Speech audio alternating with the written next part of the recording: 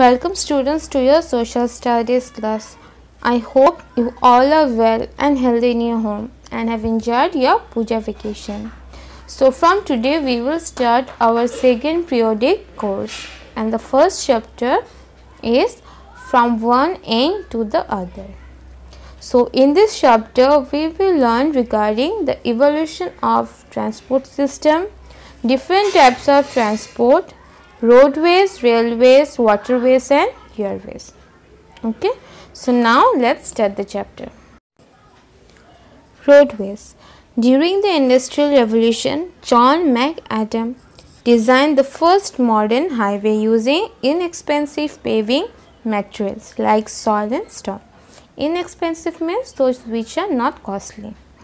He made roads a few feet higher than the surrounding areas to allow the water to drain away from the surface. In India, the Grand Trunk Road was built by Sher-Shah Suri in the 16th century and it extended from Kolkata in India to Peshawar in Pakistan. So, the Grand Trunk Road was built by Sher-Shah Suri in the 16th century. Okay. It was a major trade route in the region. Roads connecting cities within a country are known as national highways and expressways. So, those roads which connect cities within a country are known as national highways and expressways. So, these are broad paved roads which have several lanes for moving. India is connected by roads to its neighboring countries like Nepal, China, Bangladesh, Pakistan, Bhutan and Myanmar. Roads connecting one country to another are called international highways. You will see that all countries in Europe are connected to each other by a network of roads. India is connected to China by Hindustan-Tibet road. Okay. Now, at present the network of roads in India is among the largest in the world with a total distance of more than 35,000 kilometers. NH7 is the longest highway in India and it stretches from Kanyakumari, Tamil Nadu, Varanasi and Uttar Pradesh. So, which is the longest highway in India? National Highway 7. A lot of traffic on the road leads to pollution with lot of cars emitting significant amount of smoke. As there are lots of cars on the road, it leads to pollution because these cars emits a lot of smoke. The number of road accidents has increased of late as well. So this is the reason why so many countries around the world have strict rules for controlling pollution and making driving safer. Okay, so many countries have strict rules which one need to follow in order to control pollution and making the driving safer. Okay. So the next way is the railways. Preeti and her classmates were on an educational tour from Delhi to Puducherry. They all gathered in the morning at the New Delhi railway station. They were accompanied by 6 teachers. While waiting at the railway platform, they heard the announcement that the Tamil Nadu Express was running late by 10 minutes. So it's an incident and I hope most of you have traveled through train, right? Okay. So a number of superfast trains were arriving on various platforms. There was Shatabdi Express, Kerala Express, Karnataka Express, Rajdhani and many more. So superfast trains are those trains which travel much faster than the normal passenger trains. Okay, and they have air conditioned compartments as well for the convenience of the travelers. So it is comfortable. The railways are called the lifeline of our country. We were amazed to see the number of people traveling by passenger trains. Means a lot of people travelled daily through these passenger trains. These trains had brake vans also so that they can carry bulky goods. Cargo trains carry grains, arms and ammunition and natural resources from one region to another. These trains connect all major cities and towns in our country. Now, the British introduced the railways in India in 1853, and it was between Bombay, now Mumbai, and Thane. Modern railways were started in England in the 1820s. Earlier, as we all know, that the trains had steam engines, right? Okay, so earlier trains runs on coal, right? But now they run on diesel and electricity. Now, industrialization and urbanization has led to progress, and cities like Mumbai have a network of local trains. The metro system has helped millions of people in Kolkata and Delhi to commute easily. In Kolkata, we can also see trams.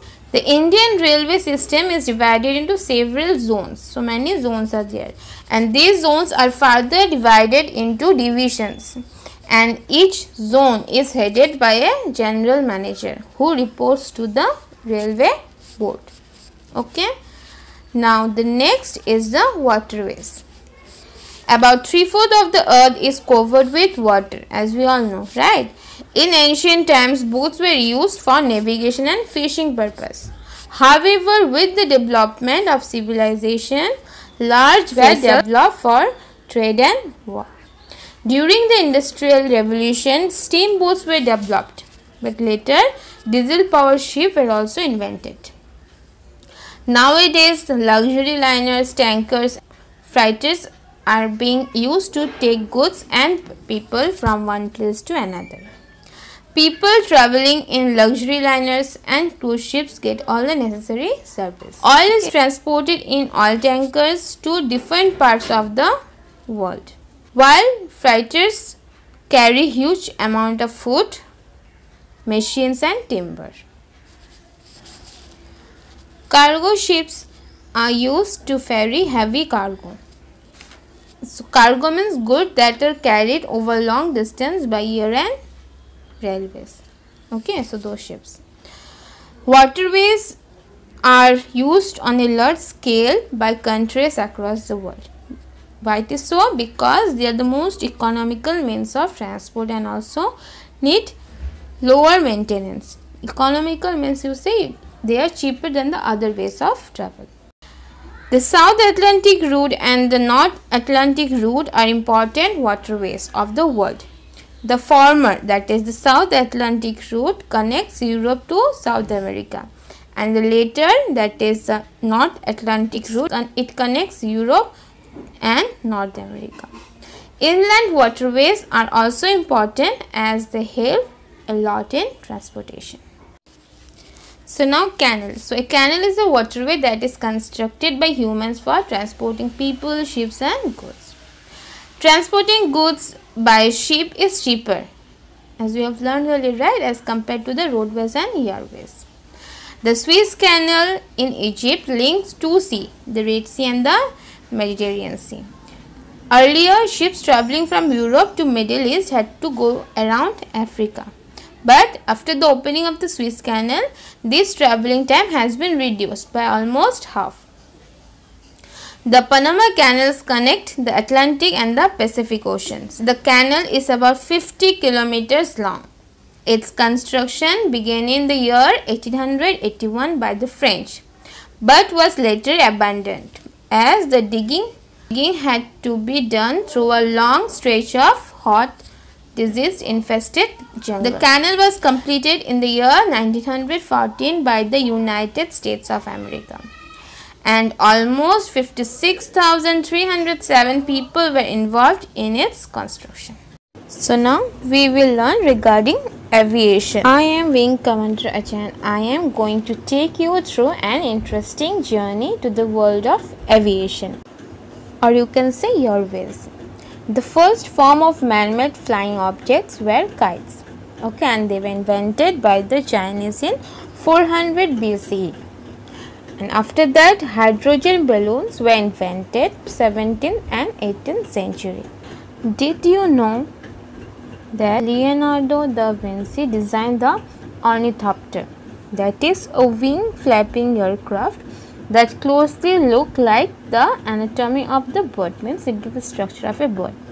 And after him many inventions were made, but it was in 1903 that the Wright brothers invented an aeroplane, and it was named the Flyer, and the flight lasted for about 12 seconds, covering a distance of about 230 meters.